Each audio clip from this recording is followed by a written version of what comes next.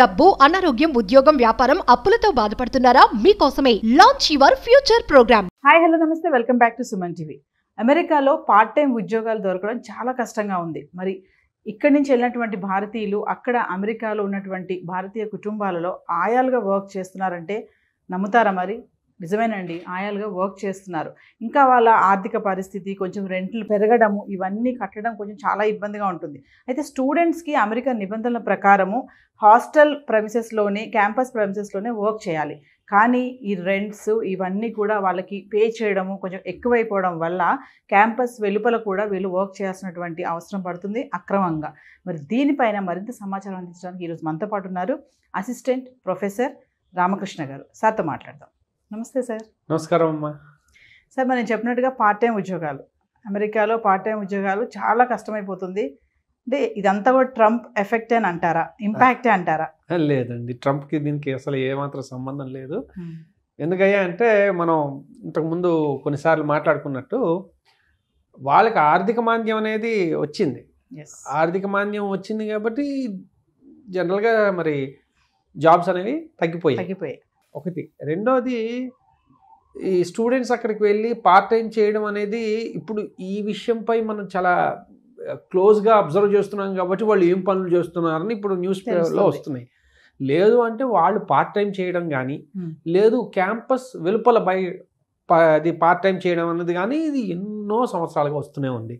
లీగల్గా అయితే ఏం చేయొచ్చు అంటే వాళ్ళు 20 hours per week లీగల్గా చేయొచ్చు. అది విత్ ఇన్ ద క్యాంపస్ అయితే వాళ్ళే ఇస్తారు. దాన్ని రకరకాల ఆప్షన్స్ ఉంటాయి అలాంటివి. అవి కాకుండా అందరికీ అవి రావు కదా, ఎందుకంటే అవి కొన్నే ఉంటాయి. సో అప్పుడు వీళ్ళు ఏం చేసేవాళ్ళు అంటే బయటికి వెళ్ళి గ్యాస్ స్టేషన్స్లోనో లేకపోతే ఇంకా రీటైల్ స్టోర్స్లోనో ఇలాంటి వాటిల్లో వర్క్ చేసేవాళ్ళు. అండ్ ఇంకొంతమంది ఏం చేసేవాళ్ళు అంటే వాళ్ళకి వచ్చిన ఏమైనా స్కిల్స్ ఏమైనా ఉన్నాయంటే అలాంటివి వాళ్ళు దాని ఏమంటారు రైటింగ్ అవ్వచ్చు, లేకపోతే ఇంకేదైనా అవ్వచ్చు, అలాంటివి వాళ్ళు చేస్తూ క్యాష్లో తీసుకోవడం కానీ ఇలా చేస్తూ వాళ్ళు ఎంతో కొంత సంపాదించేవాళ్ళు. చాలా మటుకు ఎలా ఉండేదంటే ఇట్ వాజ్ సఫిషియంట్. వాళ్ళకి అక్కడ బతకడానికి సరిపోయేంత డబ్బులు లేదా ఇంకొంచెం ఎక్కువే వచ్చేవి. ఎంత మంచి రోజులు ఉంటే అన్నీ బాగానే ఉంటాయి. ఇప్పుడు ఏమైందంటే ఇప్పుడు 2 రకాల ప్రాబ్లమ్స్ వచ్చాయి. అంటే బయట పార్ట్ టైం జాబులు తగ్గిపోయాయా అంటే కొంతవరకు తగ్గిన మాట నిజమే, కానీ సెక్యూరిటీ పరంగా కొన్ని ఇబ్బందులు వస్తున్నాయి. మీరు సరిగ్గా గమనించారో లేదో, గత సంవత్సరంన్నరగా భారతీయుల మీద దాడులు బాగా పెరిగాయి. ఎస్పెషల్లీ ఈ గ్యాస్ స్టేషన్స్లో కానీ రీటైల్ స్టోర్స్లో కానీ ఇలాంటి వాటిల్లో పనిచేస్తున్న వాళ్ళ మీద సడన్గా ఎవరో వచ్చి గన్తో కాల్ చేయడం కానీ, లేకపోతే అక్కడ దోపిడీ చేసేయడం కానీ ఇలాంటివి జరుగుతున్నాయి. దానివల్ల ఏంటంటే బయటికి వెళ్ళే పరిస్థితి కొంచెం కష్టంగా ఉంది. ఎందుకంటే వాళ్ళకి వాళ్ళ జీవితం ప్రియమే కదా, ఇంత దూరం వెళ్ళి ఎందుకు చేస్తున్నారు, ఏదో ఒకటి సాధించాలని.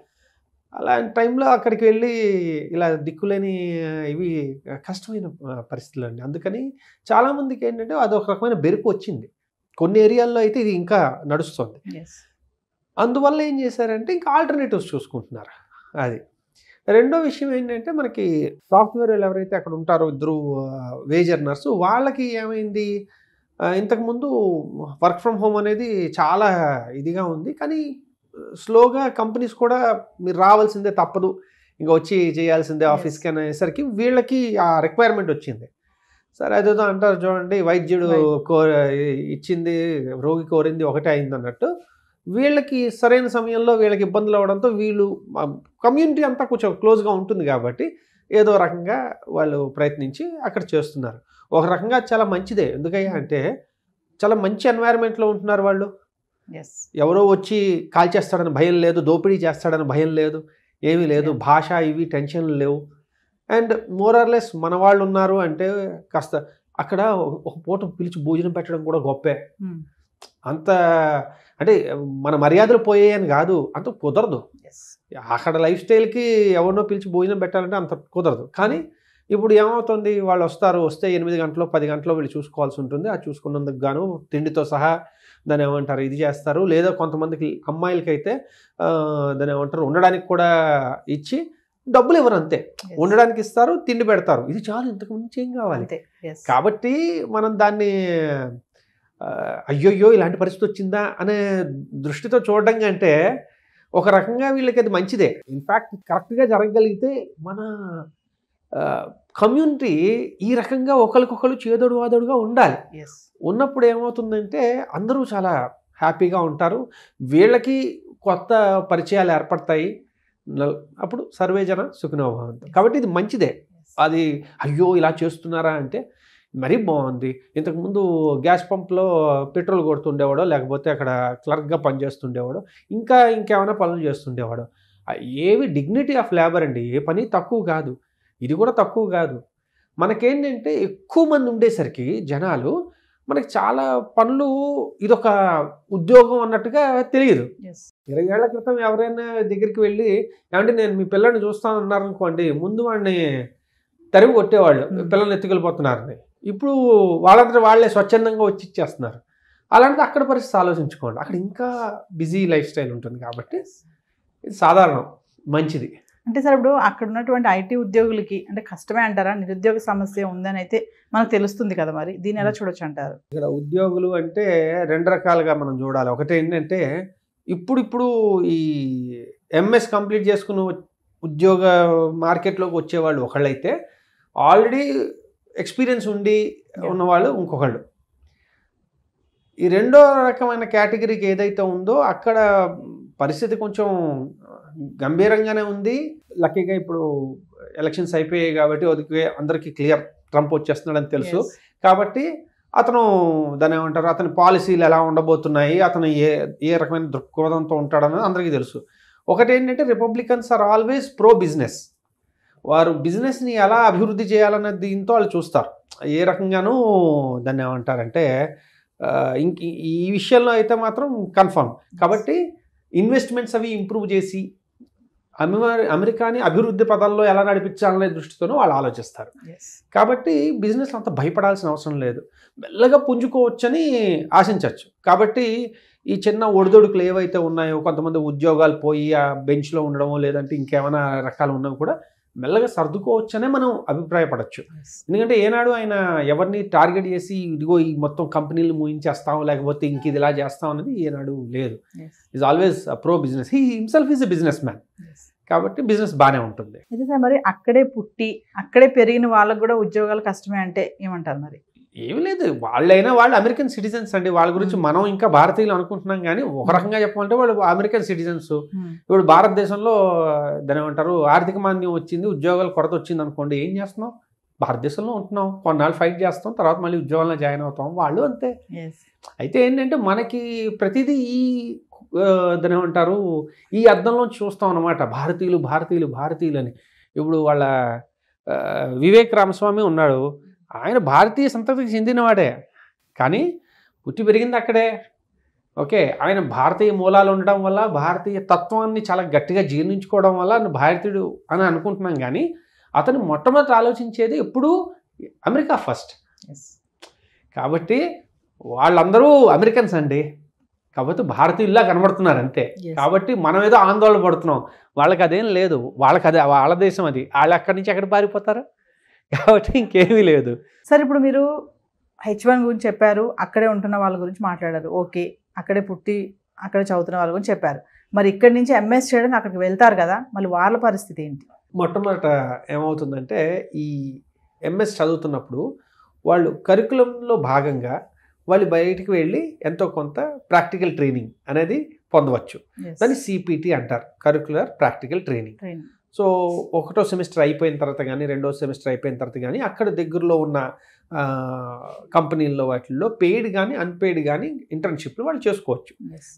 ఎందుకంటే వాళ్ళకి అనుభవం రావాలి, అలాగే ఏమైనా సంపాదించుకోగలిగితే అది సంపాదన అనేది మెయిన్ కాదు, అందులో మేజర్ అనుభవం సంపాదించడం కోసం.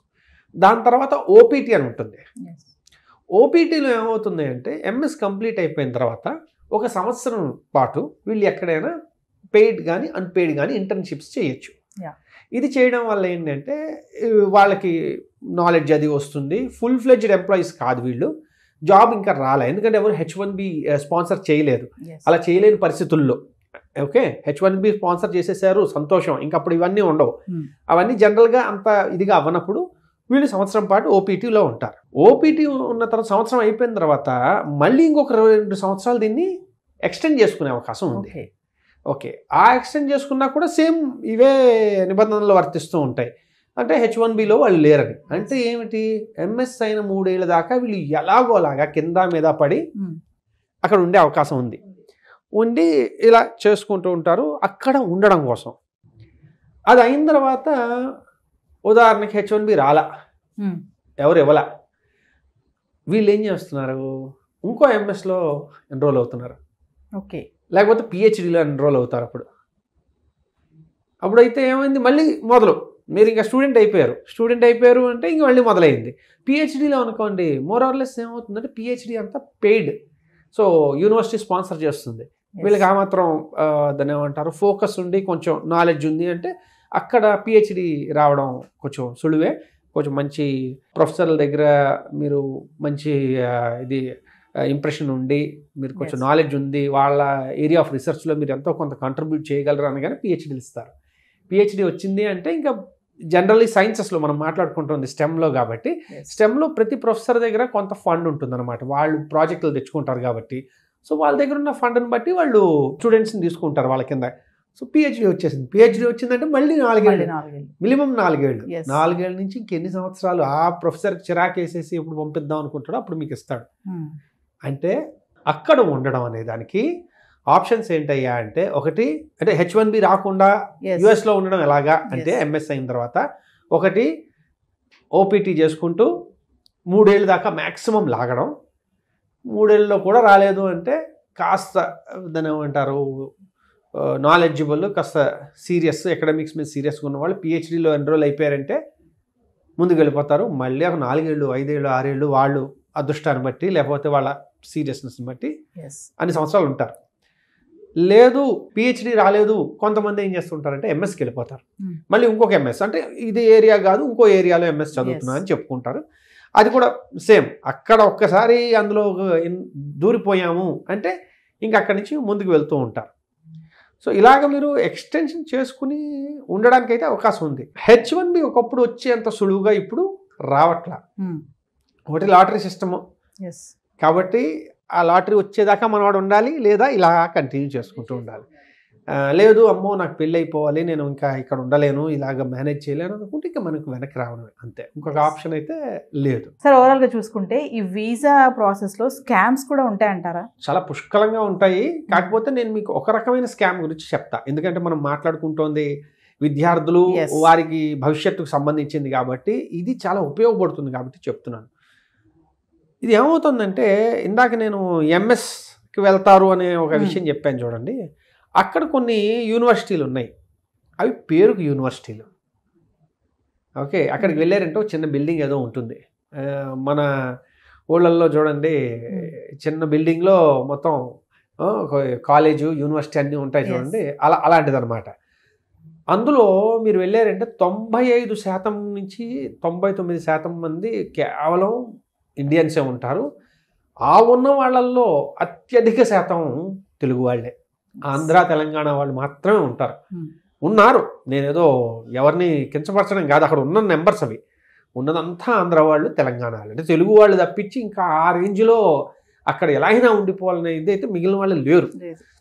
కాబట్టి వీళ్ళు ఏం చేస్తారంటే ఈ రకమైన యూనివర్సిటీస్లో వీళ్ళు ఐదర్ ఇక్కడి నుంచి డైరెక్ట్గా అడ్మిషన్ పొందడం కానీ లేదా అక్కడ ఇంకెలాగోలా బతకాలి అని చెప్పి ఆ మునిగిపోతున్న వాడికి చిన్న కర్ర మొక్కలాడేది అనమాట అది. కాకపోతే అవన్నీ ఫ్రాడ్ యూనివర్సిటీస్ అని చెప్పి వాళ్ళు ఆల్రెడీ లిస్ట్ ఆఫ్ దీనిలో ఉన్నాయి. వీళ్ళు అయితే చూసుకోకుండా వెళ్ళడం వాళ్ళు అంటే ఇక్కడి నుంచి డైరెక్ట్గా వెళ్ళిన వాళ్ళకి పాపం తెలియకపోవచ్చు, అక్కడ ఉన్న వాళ్ళకి తెలిసి కూడా అందులోకి వెళ్ళచ్చు. ఇది ఏమవుతుందంటే ఎప్పుడు వేటు పడుతుందో తెలియదు, పడిందా ఇంక మరి వీళ్ళ పని అయిపోయినట్టే, డిపోర్టేషన్.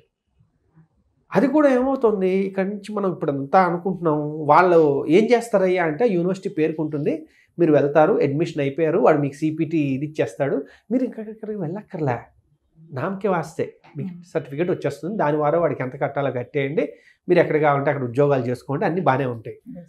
ఇలాంటివి చాలా ఇన్స్టెన్సెస్ ఉన్నాయి. వాళ్ళు యుఎస్ గవర్నమెంట్ వాళ్ళు పట్టుకుని అవి యూనివర్సిటీలు క్లోజ్ చేయించి మన వాళ్ళందరినీ స్టూడెంట్స్ అందరినీ వెనక్కి పంపించి లేకపోతే అక్కడే ఉంటారంటే వాళ్ళకి కాళ్ళకి ట్యాగ్స్ వేసి ఇవన్నీ చేసి ఇవన్నీ స్టోరీ వచ్చినప్పుడు అయ్యో అమ్మో అబ్బో అయ్యో అని బాధపడుతూ ఉంటాం. కానీ మనం ఇంత దూరం వెళ్తున్నప్పుడు ఒకసారి ఆలోచించుకోవాలండి. ఎందుకంటే పిల్లలు చాలా క్షోభపడతారు ఆ సమయంలో, కానీ అంతకన్నా ఎక్కువ ఇక్కడ తల్లిదండ్రులు ఇంకా ఎక్కువ బాధపడతారు. ఎంత డబ్బు ఖర్చు పెట్టి ఇన్ని చేసినప్పుడు కొంచెం ఆలోచించి సరైన నిర్ణయం తీసుకోవడం ఉత్తమం. ఎలాగైనా వెళ్ళిపోవాలి అనుకుంటే పర్యవసనాలు ఇలా ఉంటాయి. అందుకని ఈ రకమైన యూనివర్సిటీస్ మనకు ఉన్న యూనివర్సిటీస్లో ఇది నిజమైన యూనివర్సిటీయా, ఫ్రాడ్ యూనివర్సిటీయా, దీనివల్ల దాని ఏమంటారు, మనకి ఏమన్నా మన పిల్లలకి భవిష్యత్తు ఎలా ఉండబోతోంది, ఏమైనా కష్టాల్లోకి వెళ్తాడనేది కొంచెం చూసుకోవడం అనేది చాలా అవసరం అండి. సో స్కామ్స్ అయితే ఖచ్చితంగా ఉంటాయి. ఇప్పుడు మీరు చెప్పినట్టుగా చూసుకుంటే చాలా రకాల స్కామ్లు ఉన్నాయి. కాకపోతే మనం ఎడ్యుకేషన్కి సంబంధించి మాట్లాడుతున్నాం కాబట్టి ఈ స్కామ్ అనేది చాలా స్పెషల్గా మనం మాట్లాడుకోవాలి. పిల్లలు ఆ డెస్పరేషన్లో ఉండకూడదు. ఎస్, అది. Thank you sir. ఓకేనమ్మా.